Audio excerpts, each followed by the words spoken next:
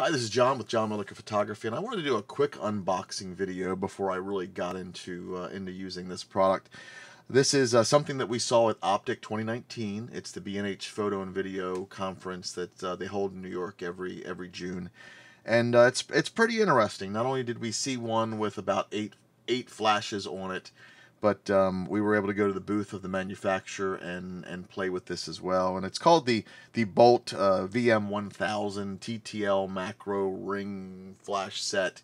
And it's not really a ring flash. Even when you have 8 flashes on it, it's still kind of chunky to the point where you've just got the several flashes around it. But I really wanted to unbox this and go through what we've got. Boltflashes.com. This is the Nikon set. Now, the manufacturer said that they only had the Nikon to start. They will be coming out with a Canon version, and we've got this here. It's wireless ITTL, 2.4 gigahertz, has high-speed sync allegedly. The positioning will kind of play with. It's got the LED modeling lights, and what's really interesting to me is it had 4 flash channels, 16 transceiver channels. And it had the A, B, and C group modes, so therefore you can take these off. You don't have to use these on the ring. You can actually take these off and use them as just regular off-camera flash. And the contents are right there. Probably not going to get much of focus in there. So let's just open this up and see what we get.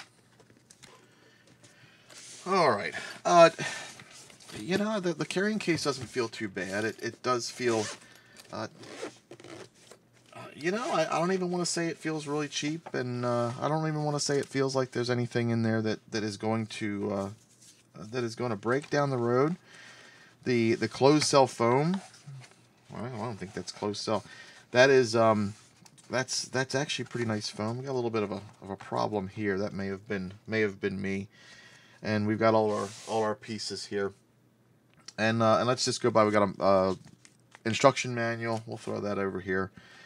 Now, the way this system works is you've got this ring here, and all these adapter rings. Now, these are plastic, and these are plastic threads, and that really scares me because eventually these are going to, you know, it takes nothing to cross thread a filter on your lens, and it's going to take nothing to really mess these up. Although I haven't seen any reviews, and why don't I just tell you now, when I was looking for this flash online and looking for information, this is a completely rebranded kit from a company called Meike, M-E-I-K-E. I might be saying that wrong, but it's exactly the same. And I think it's the M-E-I-K-E MT42, MT24, something like that, and it's exact same kit, and I haven't really seen anybody complaining about the build quality, about the plastic threads of these step-up rings for your lenses. Now it only goes to 72 millimeter, excuse me, it only goes to 77 millimeter, and I plan on using it on a Nikon 24-70, which is an 82. I have a step down ring. Excuse me, I have a step-up ring that I will be able to use this, and I really want to kind of see if that really affects my photos or not. Once you have these rings on there, you've got this little adapter here, and it comes with the 77 millimeter already there, and we just hit these buttons right here, and you can pop that in there, hopefully, and you're good to go. The interesting part about these is these flashes, and you get 2 with the kit. You can buy more.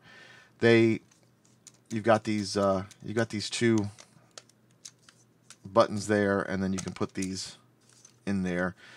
You also, it looks like you have a lock. You've got a lock on the back that locks that down, and you can hold these buttons and slide it around. Pretty cool. Unlock it, and it just comes out. I'm going to put these off to the side. We've got 2 of these, and they call these the VM-1000s. They have, they take 2 AAA batteries. They've got a USB port on the side, which I'm told is not for charging. It is only for firmware upgrades. However, the Meike version it will charge nickel metal hydride or probably lithium ion batteries. I need to test that. And you got your no frills display on there for you've got your ID listed, you've got your groups, you've got your channels, and you've got your power. So pretty interesting. This here is your transmitter, and your transmitter will take AA batteries. You're switching batteries up. You need to bring AA's and AAA's for these. It's got a nice locking kind of mechanism, at least for the Nikon version.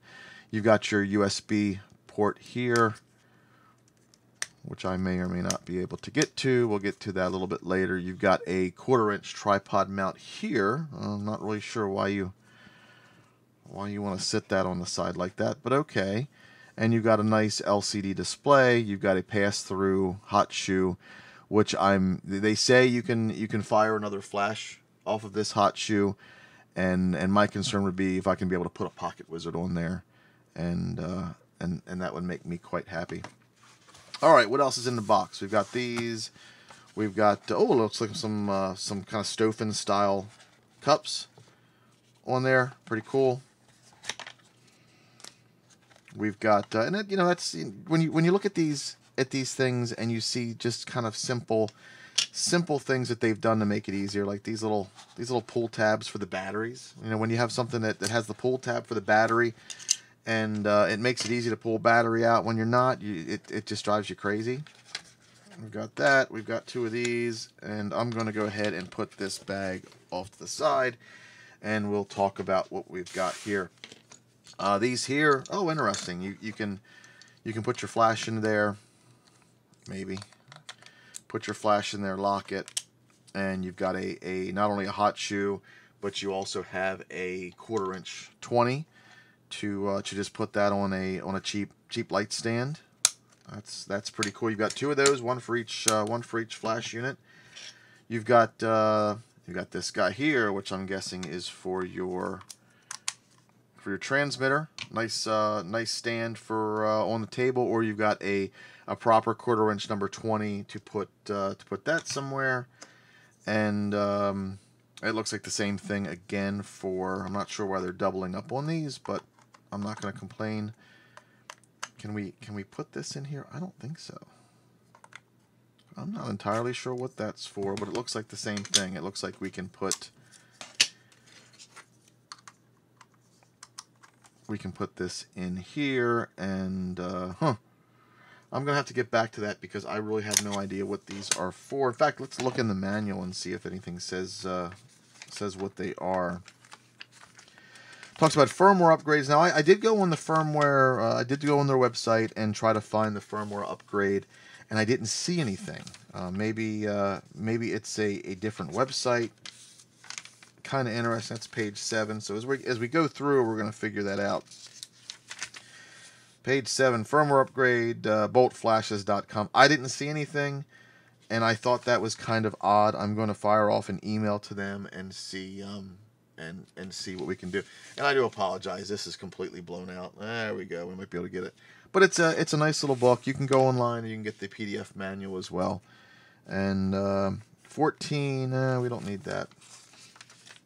This is just talking about our transceiver, about our flashes. Okay, what are these things? Number 8.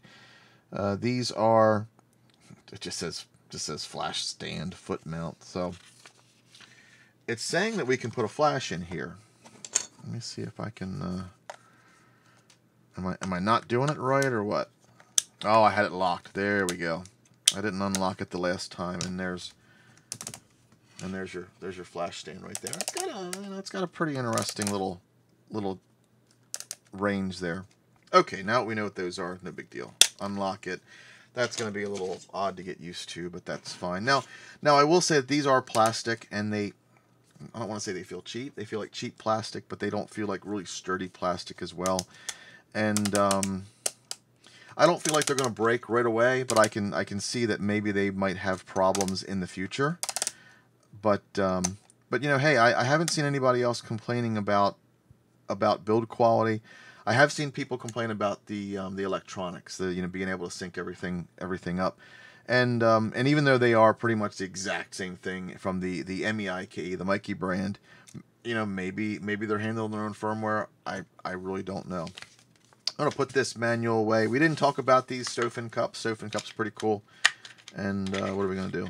We could probably put these here. Not the easiest thing to put in. Let's kind of got to pry it in a little bit. But that's good because we want to be able to make sure that these aren't going to fall off.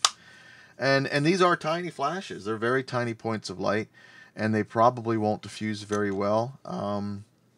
And it is what it is. So so a little Stofan is going to be better than nothing. You're using these for macro anyway, traditionally, and at least relative size to the subject that you're photographing, it should be okay. Put that back over there. We talked about those. Put those off to the side. Now we've got these guys here. We have two of these, and these are extra diffusers and gels actually. And this is a nice bag. I really want to say that the container and the bags are just really cheap, kind of Chinesium build, but they're good. They don't have any kind of that off smell. It doesn't smell at all like some of the packaging. It's quite nicely made. Let's see. We've got these little diffusers here. Let's see how well they snap onto to this. Yeah, not bad. You know, are we going to be able to knock it off pretty easily? No. Okay, no problem.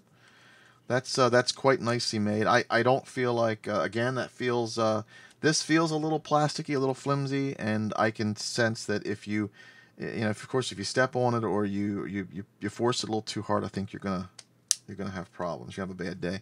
Now, can we do both? Just to this to spread light and this guy here to diffuse it. Can we put both of these on the flash at the same time? It looks like it can, and it can. That's nice.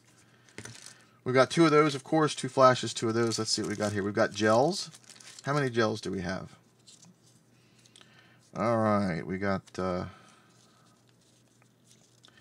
we've got blue, we've got orange, we've got we've got all your CTOs, your color temperature orange guys here, and you've got your blue, you've got your purple, you got your green, yellow, an actual and a nice red, a couple different purples and a light blue. So you're going to be able to color balance your light pretty well with these, and then you've got some of these as well for just for creative and playing around. Let's see how one goes in. Take that off first, put this in, and okay, let's see, how are we gonna do this? I'm guessing we probably need to, yeah, there you go. You've got these little fingers in this diffuser that you're gonna want to put that hold the gel. There we go. Once it's in there, it seems to work pretty well, and then you can pop it in there or pop your diffuser on as well. Pretty good. Okay, let's get some batteries and power these guys up and see how they work out. Now the batteries for the transmitter are your AA's. You need two AA's for that. Put them in like so. You got plenty of this ribbon here that you can pull them out for. Remember I was telling you about that. That is just why people don't put them in a lot of different products. Just drives me crazy. Okay.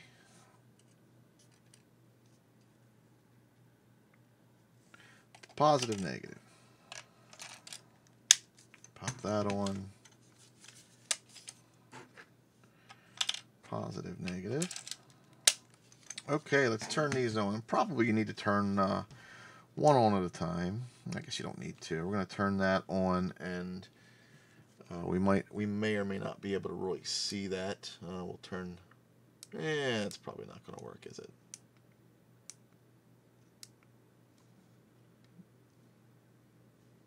No focus. Don't worry about it. Let's turn this one on as well. Hold down this button here.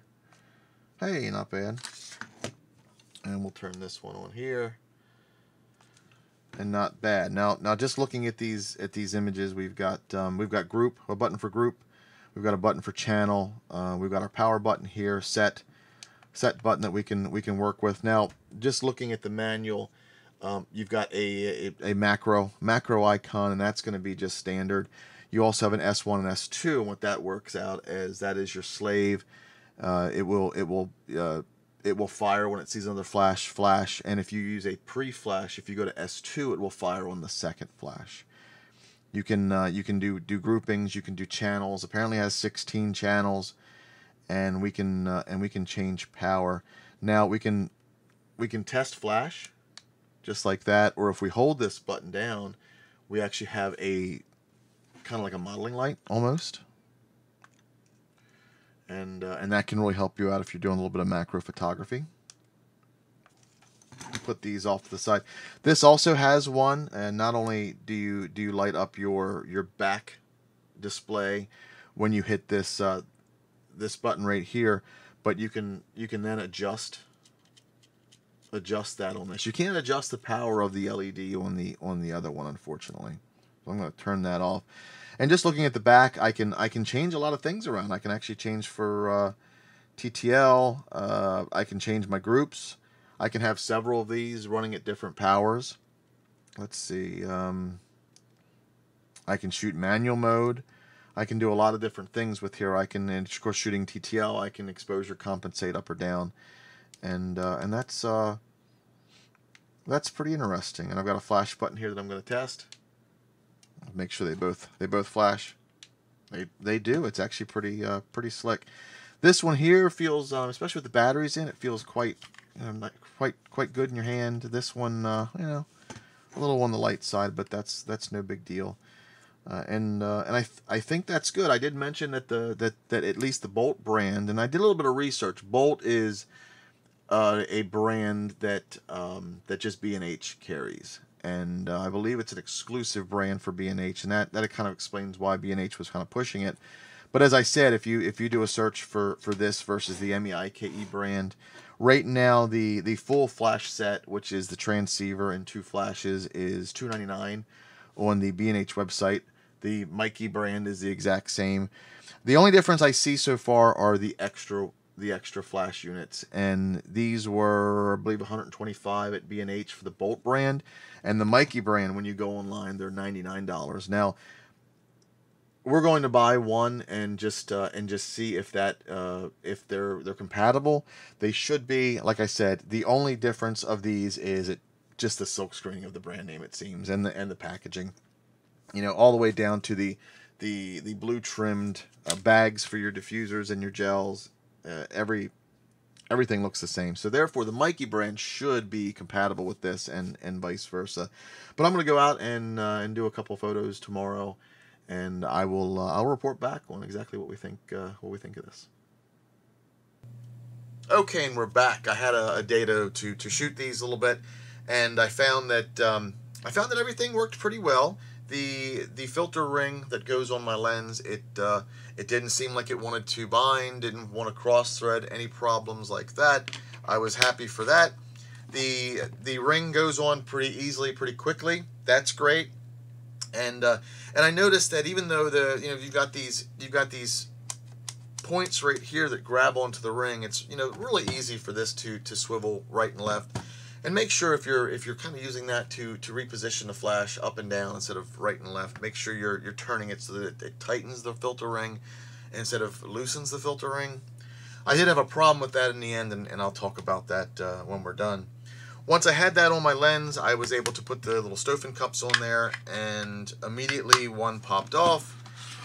And as I was bending over to pick it up, the other one popped off. So the problem with these is, even though they feel a little sturdy, a little bind up against one of your straps for your camera bag or something, and that thing's going to go flying. Thankfully, I didn't have any problems with that. I didn't knock them off about 2 or 3 more times, and was able to get them. If you're shooting somewhere where if one of these things falls off and you're never going to get it again, make sure you put a little bit of gaffer's tape on the sides or on the top and secure that. The flashes lasted pretty long, and I was happy with just basic settings. I was shooting in You know, the basic group, basic channel. I wasn't changing them up, and I was shooting. I was just shooting TTL. Now I was using compensation around a lot and working with that, and that seemed to work out quite well. And I even tested it at 1/8000th of a second, and sure enough, I got high speed sync with these, and it worked out pretty good. The batteries lasted long enough that I would expect, and I could definitely you know, see recycle times getting slower and slower and slower, and that worked out really good. When I went to take off these units for the day, when I was done shooting, I took these off. I pulled my ring off, and this filter ring was permanently attached to my lens. Not permanently. I got it off, of course, but I just couldn't get it off whatsoever with my hands. Make sure, you know, just like with any filter ring, get yourself one of those cheap little square rubber lid removers for in the kitchen, or get yourself a rubber band or something. And as soon as I was able to do that and get a little bit more friction on that, this came off without a problem, and I was able to put it right back on. So I know I didn't damage any of the threads on that. That worked out really well. Now let's take a look at some of the images that I was able to make, and see if this thing, they really work or not. Okay, here we are at in Lightroom with the images of the day. I've already gone through a couple. I've already gone through and deleted the bad ones and the mist, well, the mist flashes for the recycle time a little bit later. Stuff that was so terribly out of focus that I wanted to delete. Now, I don't have a proper macro lens. My wife is she's the macro shooter of the family, and she has a 105, and her images were just fantastic. She loved the flash unit and quite enjoyed it. I'm using extension tubes, and extension tubes aren't the greatest. They're kind of the poor man's macro lens, which is just fine for me, considering I shoot macro once, maybe twice a year. I'm not going to buy a macro lens if I can help it. Now, with that said, I was also shooting macro with the extension tubes on the 70-200 Nikon lens, and that's even worse. If I had the 82mm step-up ring like I was talking about, I would have put the 24-70 on there, and my quality, I think, would have been a lot better. But as long as I'm not pixel peeping these images and really digging into that, I'm really quite happy with just, you know, what it was able to do. Especially with the angle of the flashes and the TTL, I really need to drag my shutter to get the background to come through. And you know, these are just some of the ones. I did a test shot of this guy here. I think he's Morbo. Is he called a Morbo? But he's the one that's blue on the inside. And I shot him, and I said, okay, let me turn the flash off and see what we get. And you can see I'm getting a little bit of light in there. Of course, with the flashes going sideways, coming in at two angles, it's not going to really get in there that great. You know, I'm playing with exposure compensation. I'm playing with flash compensation. I'm just really trying to give these a workout. Here's a glass wing, and these guys were hungry. They were moving pretty quickly, and you know, especially with the extension tubes, and even shooting at I probably was stopped down. Let's see what we got. That was f4. I was going back and forth between you know, opening up kind of wide and stopping down to get a larger depth of field.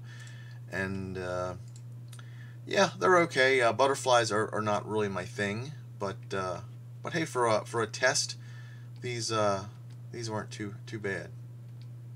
I've got a couple more, and then I've got some where I photographed some of the more docile ones that were just sitting on the leaf with and without flash. You can see that I really liked this guy before a kid came over and scared him away. Yeah, not bad. Here's two of them snacking on a rotten banana. Another glass wing. Let's see. Just out there having fun. Let me go a little bit further. Okay, here's where I started taking photos with and without the flash, and without and with, and you can see that it you know what, it helps enough. It does a really pretty good job. I darkened everything down a little bit, and let's see. Let me get rid of this guy here. Darkened everything down a little bit, turned the flash off, and then came back and filled in the butterfly, and that was pretty good. Another one where it really doesn't seem to make too much of a difference, but I really wasn't going too crazy. And I have one final one before we decide to call it quits for the day. Recycle times were getting really long, and photographed one with and without, and yeah, you can see that it actually worked out pretty good. Obviously, this unit is going to need a lot of practice, and you're going to need to just get out there, practice, and play with it, and figure out what really works well for you. But it's obviously a very capable unit. Bring plenty of extra batteries, and just have fun. And I think as long as you know that this is only a $300 macro flash unit, the Canon or Nikon versions are several $100s more. And as long as you know you've got limitations and you learn how to work around those limitations, I think it's a very capable unit. Personally, I don't shoot macro enough that I think I'm going to keep this, and I can't see these tiny little areas of flash. I can't see these really something that I would work with too much with with portraiture or modeling or things like that, or product photography. But so I think I'm going to give them to my wife. That way she's got two more flashes that she can use. And if I ever need to borrow them, I've got the transmitter ready to go. Well, I think that's it for what I've got with these units. I hope you found it kind of helpful. And if you're looking to get the Bolt brand through B&H, or you're looking to get the Mikey brand through everywhere else, I hope this helps you make your decision. And if you get them, I hope you enjoy them. They're fun.